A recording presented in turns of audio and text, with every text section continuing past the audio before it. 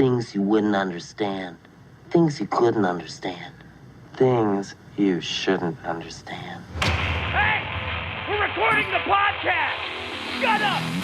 Good morning to you, wherever you are, because it is... Morning somewhere! For July 12th, 2024. My name is Bernie Burns, sitting right over there. Vice President Trump herself, Ashley Burns. How you doing, Asha? Look, I'm looking forward to the weekend. How about you? Looking forward to the weekend? Are you looking forward to the weekend? I am looking forward to the weekend. It's going to be a nice time. Did you have a hard week, a busy week? There's been a lot going on. We had two sets of guests this week. We were very fortunate. Yes, it's been a lot of fun, and I'm now looking forward to a little bit of downtime on the weekend. Also it's been swim lessons and everything all week. So, and you're excited about England versus Spain in the finals? Super excited. Oh my God, aren't we all? Yeah, I'm super duper excited. Who are we cheering for? Classic naval battle. They should have the pitch floating out in the ocean. Settle this once and for all. I know people are excited. Our old friend Gavin Free has made a statement that he will return to the UK if England wins. There's no way that's happening. No, it's not going to happen. Not going to happen. But no, it has been a fun time. There's been a lot going on. There's a lot happening in the world. It's been kind of crazy. So I'm going to try and focus on good news today, if you don't mind, because I feel like we could all use I'll be here to fuck that up. A little good news in our life. I love a good news Friday. Let's do it. So I learned something today, Bernie, and that is that the recordable Blu-rays are still a thing. Oh. And I've learned that because Sony is killing them off.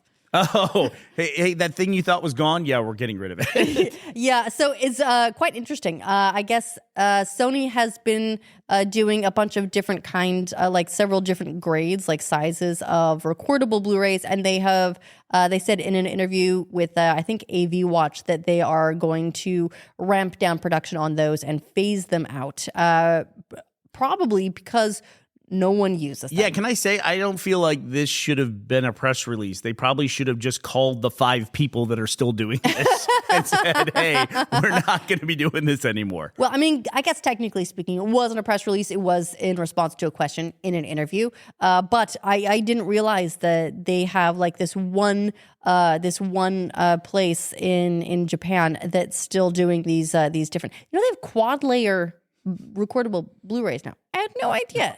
Of course I don't know that. And I'm learning all these things because I'm learning about them getting rid of them. When was the last time you burned a physical disc? Oh, when did that happen? It's been over a decade, and I've never burned a Blu-ray. Ever? No, I don't think I have. But I do recall. I don't know if I have either. I do have. There's a soft place like in my heart for CDRs. Remember with the blue side and everything. Yeah. There was a time where you could like record someone like a mixtape, except it was a CD, or like you would back things up or make copies of like back up your whole hard drive, make a copy of it on like the CD-ROM. And there was a time where that was just like a thing. You could buy spools of like 50 CDRs. Oh yeah, tons of them. Yeah, it was a way of life. Really. And I was always told, too, it's like, you're going to have to reburn these like every 7 years because they're going to go bad. I've never had a CD go bad. Like, I have CDs from like 1995 that I burned. They're still perfectly fine. The problem is finding somewhere to play them. I can't even remember the last time I went to go play a disc. It's been that long. I know much less burn one. I know that we technically somewhere in the house have a like plug-in like disc drive for PCs. But I couldn't even tell you where that is at this point. I know. It comes up every now and then. I can't remember what the last situation was that I needed to play a disc. It's like every now and then you run into this weird situation where someone needs a fax. And you just want to call them on the phone and go, what's wrong with you? Do you need help? Do I need to come down there? What do you mean it has to be fax? Like you can't take an email, you can't get a PDF. What do you mean it has to come via fax? And it's a thing. Is it like government stuff? No, it's because they don't want you to send it to them. That's what it is. Have you ever noticed, it's like when you're late on rent and you didn't make your rent by the 3rd or whatever, and then after that say, we need a cashier's check. It's just punitive. That's all it is. They're just fucking with you. They're just making it that much harder to like dig out of that hole. Yeah. Yes. But I guess because That's such a dick move, by the way. Such I a used to dick move. hate that. I used to hate that. Later on, I gotta go get a cashier's check, or I'm going to Western Union to get that shit, and then I gotta fax it to my Blu-ray drive. yes, I guess with cloud storage taking off, with the uptick in affordability for solid state drives, Sony says that they've been operating in the red on this business for years, and they're just not going to do it anymore. Operating on the red on Blu-rays. Somewhere the HD DVD guys going, yeah, I knew you wouldn't last. Yeah, but that does. I should point out that commercially, like Blu-ray discs that you buy movies on, that's still going to be a thing. It's just these like that's the only Blu-rays I probably burned were home for recording ones. red versus blue releases. We'd burn those. Sometimes we got so tight on those we'd burn a master, and we were going to fly to the duplication facility to hand deliver it. Because it would be faster than trying to It would just mail guarantee by a certain date. Because if it was always we tried to hit for holiday season, and if you miss that and you got to wait till January, you don't want to do that. No, you don't want to do that. But there's two technologies that I think deserve a special award. One is because it held on for so long. Like Blu-ray data storage is now going away. It's amazing to me. Anyone I know who needs to store a mass amount of data for a long period of time, they're still using tapes and tape drives where they plug in those big tape cartridges and store it to magnetic tape. I cannot believe that technology is still being used to this day. Also seems risky. I mean, if you put it in one of those rewind machines, is it going to degrade The one that looks it? like a car? Like the VHS of old? So I would imagine, too, there's probably an IT guy, probably several IT guys somewhere in the world where at some point they said, hey, we're going to go to disc to Blu-ray or whatever because it's mass storage and this is the way of the future. Did a mass conversion. Now they're looking at rows of Blu-rays going, Shit. and somehow tape outlived all of that. Insane. The other award, which goes to the other end of the spectrum for technology, QR codes need a special place in history. I cannot believe how long QR codes held on before they became a thing. Like they were around forever and no one would use them and they were still around. And then one day, boom, we were all using QR codes. I'm trying to think the first time that I saw a QR code. I could swear it must have been on a poster or something, probably before I moved to Australia. So we're talking like 2008 at the latest. So hold on, let me look this up. And who even had a camera to scan the QR code? Then? Right. You know what I mean? What did you do at that point? Was I going to scan out my Sidekick? You ever run into that weird thing with QR codes today where you end up with a QR code on your screen on your phone and you're like, this is useless to me. I can't use this. Like, can I just click on the QR code and pull the link out of it? I have to find a way to put it somewhere else and then take a photo of it. Yeah, like do I need to print it out? Do I need to fax it somewhere and then I can actually scan it? I agree. Can I give a tip to iPhone users out there? Just the tip? You can modify. Wow, Ashley. you can modify your command center. Ashley. Men were toys for her amusement. You can add an icon. Most people use the camera on their iPhone in order to read QR codes. Guilty as charged. There's actually a QR code reader that's native in iOS. I can't describe how, but it's much better than using your camera to do it. Interesting. It's much better. Okay. And you can put that in your command center, like when you swipe down in that special way and you get those special things. You can put it in there. And then you can, of course, forget you did that and then use your camera every time you want to put it. So I'm looking this up. The QR code system was invented, Bernie, in 1994. It's been around that long. For who? For, like, what am I doing? Taking a photo of it and then going down to the photo mat and developing my photos in 24 hours and then somehow using that? Yeah, but apparently, so it says it was, this is the internet, according to the internet, it was invented by the Japanese company DensoWave for labeling automobile parts. What a wild ride that technology has seen since then. You know what's crazy? There was even a thing between the invention of QR codes and then when smartphones and everyone had a camera in their pocket, there was this thing called the cat scanner. It was like that sounds weird, the cat scanner, but it was a play off of mouse. You had your mouse and then you had your cat. Okay, yeah. And I remember reading about it in Wired magazine, and you could send away and get it for free.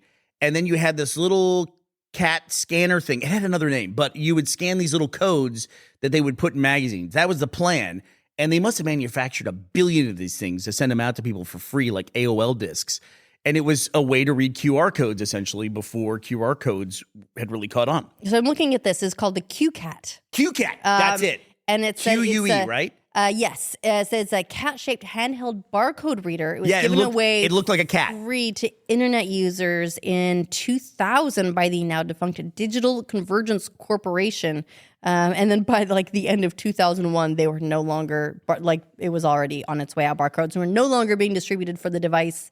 So that's pretty crazy that it was like 2000 and then bam, gone. But it did look like a cat. Very cute. A little gray plastic cat, right? Yes. Yeah, and you would scan with the front end of it. It had a little red light on it. You would scan it. I bet you can find these on eBay. Let me see. QCat scanner. Okay, looking it up on eBay here, it's CUE.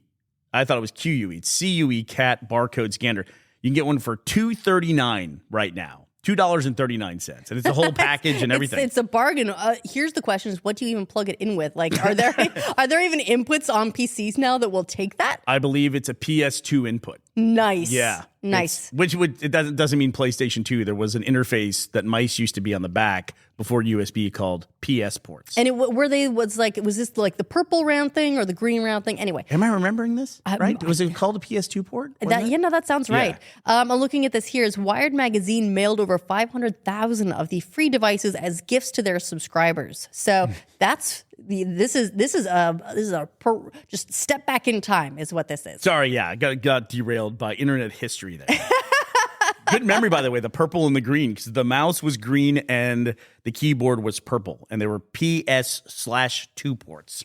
It was that. I mean, this Sure. is like the predecessor to USB-C, right? Like now we complain about having to plug things in with a certain, like in a certain direction. They're like, oh, micro USB is lame because you have to plug it in facing a certain way, or USB. And this was like, oh no, you just match the color and you're good to go. But they had like 8 pins inside you had to line up. It is a 6-pin mini DIN connector used for connecting keyboards and mice to a PC-compatible computer system. Its name comes from the IBM Personal System /2 series of personal computers. Look at the big brain on Ashley. Introduced in 1987. Welcome to your history lesson, kids. So get yourself a QCat scanner and a PS2 compliant PC, and you will be good to go. Yeah, you can scan all those good old Radio Shack catalogs. You're going to be able to buy whatever you like. You can scan the latest 98 Degrees album or whatever you want to do. Can I say, too, while we're talking about stuff that's in the past, I don't want to derail us too much here, Ash. I know you got your good news. Do you ever run into stuff when you see it and they act like it's a big deal and you should know what it is? And it's like, I have no clue what this is. Did I fall asleep through a year when this was a big deal? Like right now, everyone goes nuts about this person called JoJo Siwa. Like she's wearing makeup and she's wearing her hair weird. I have no idea who this person is. And they talk about her like I'm supposed to know who JoJo Siwa is. I make an assumption when that comes up, and I usually make the assumption that it's probably a Disney person.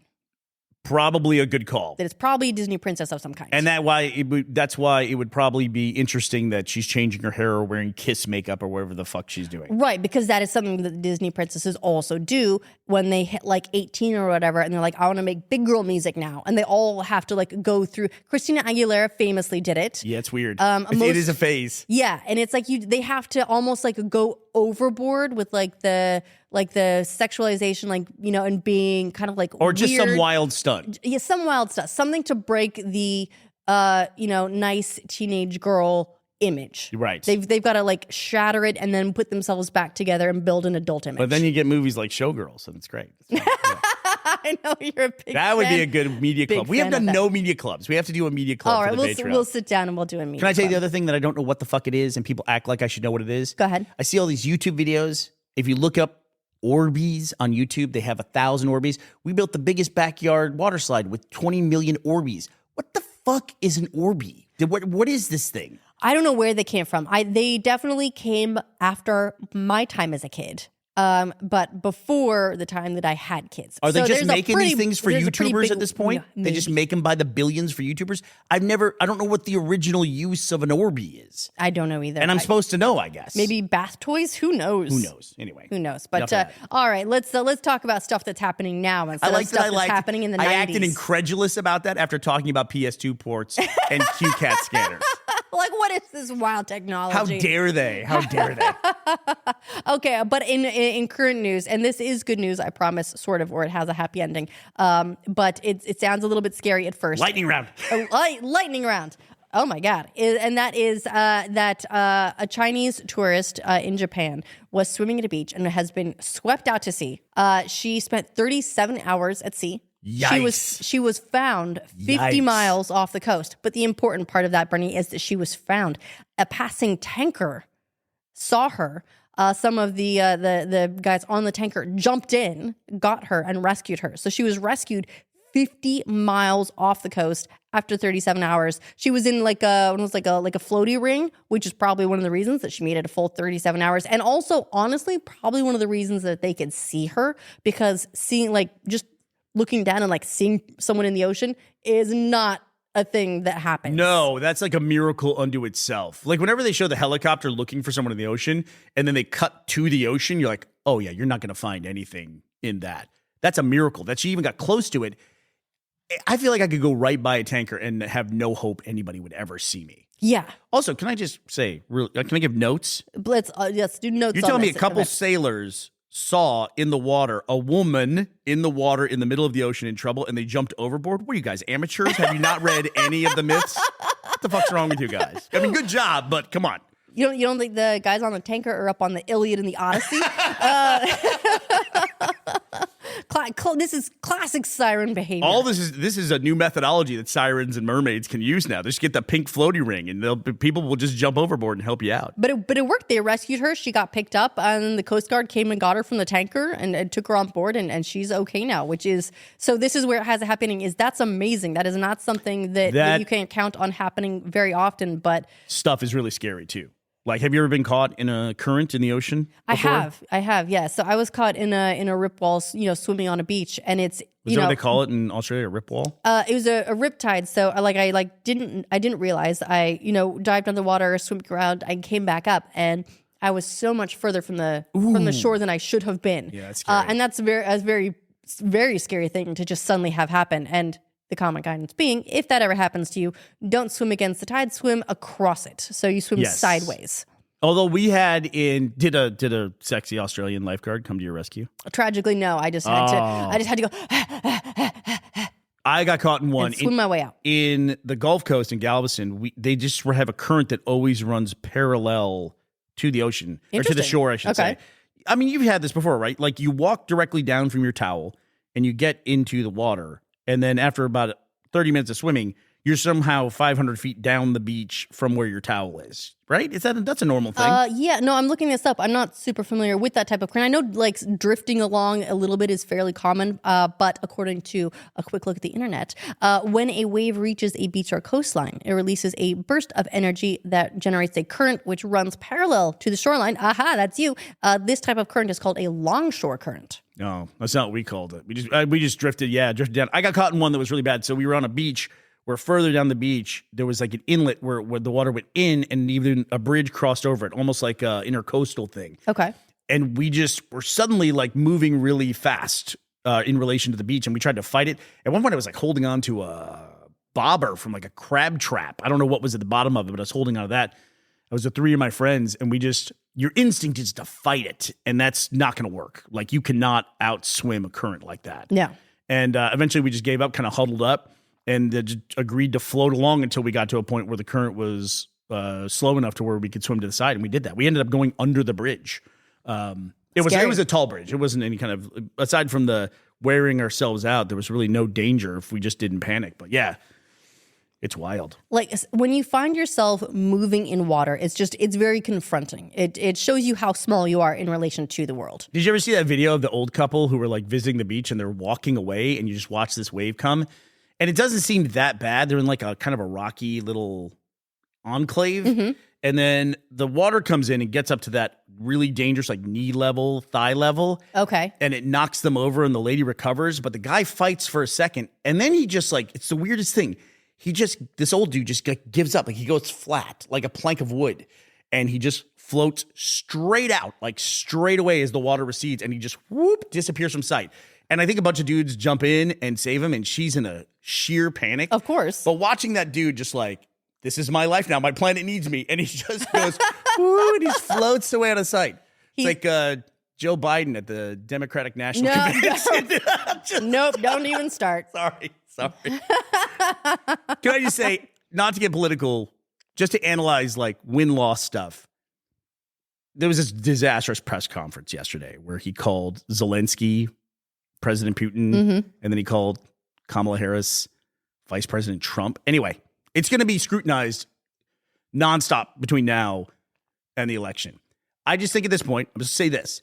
Anybody who after the debate is going to vote for Biden, they will literally vote for anyone. And they'll tell you that. They will vote for anybody who is not Trump. Yes. So at this point, you're not playing to the front row. You're playing to that back row, right? You're the people that you're worried about. You got to make some kind of move in order for that to happen. And if they can convince him to step down, I think that's the best way to do it, you know? Or just give him something else to do. Like there's got to be something else. Like, you can go do this, and this would be awesome and be great. So here's my solution, Ashley. You ready? I'm ready. I never thought I'd say these words. We got to give Joe Biden something else, something big and cool to go do. Okay. So, Jake Paul, your nation needs you. We need just put together a big, like a 3-round exhibition match. Jake Paul, Joe Biden. Just go do that. Anyway, we'll see how this shapes up. It's going to be harder and harder to not talk about politics, but we will do our best. Trouble is a brewing. Look, there are a lot of things like that in the world to be worried about. Give me some good news. Let's do a quick good news speed run to get the weekend going. Okay. Yes. Big one is that a group of hobbyists near us in Scotland have restored this 75-year-old steam locomotive to pristine condition. They've been working on it for 25 years. This train was, I want to say it was decommissioned. It was retired in 1966. So it's been 44 years since it ran on the tracks. They've been working on it for 25. They have restored it. It is pristine, and it is now running again. So that is super awesome. Hope it doesn't run on Blu-rays, but good. That's a great. Love to hear it. You ever watch that YouTuber who goes and watches trains? I love that guy. Francis, I think his name. He goes, I don't know his name, but anytime that guy comes up in my feed, it just brightens my day a little bit. If you want to be happy, go watch this guy. He's amazing. He's infectious with his joy. And it's proof that like people who watch YouTube love personal drama. There's even stuff where people have a conspiracy that he's a character and he's not. It's just like, Can I tell you something? Just enjoy yourselves. Just have fun with it. It's a guy who loves trains. Who gives a shit? If I may, I don't care. I don't. Right. Thank you. I don't him, care. Whether it's the guy or whether it's a character, seeing him be excited about trains brightens my day, and that's all I'm looking for him. I feel like every time I'm like getting on YouTube now, I'm gonna have to get like background checks and references. It's just like, give me a break. Let me just watch my show. All right. I'm going to do a quick speed run. This is animal-based news. Okay, so one is this is another British one. A restoration project in England has led to the return of the rare bilberry bumblebee. So there's a rewilding project. They're taking a bunch of I love bumblebees so much. This project, they're taking these old hay fields and they're turning them back into meadows to attract native species and pollinators. One of them being this bilberry bumblebee. And I love bumblebees. They're like the bus of the bee world. There's like the little sports cars or the wasps that are like, they're zooming around and they're all aggressive and everything, not using their turn signals. And then there's there's like the tercel, right? There's the honeybee that's like reliable. You love them. They're great. They're harmless. And then you get the bumblebee that's just like, it has trouble like making corners. It's like leaning. It lands on a flower and the whole flower droops because it's so heavy. And it just has got a fat little butt sticking out of flowers. They're so great. It's like a big yellow school bus. You can't get mad at it. You know what I mean? You just enjoy it. And when you see it, I don't know, you see a bumblebee, I don't know why, you just get happy. Yeah, I love a good bumblebee.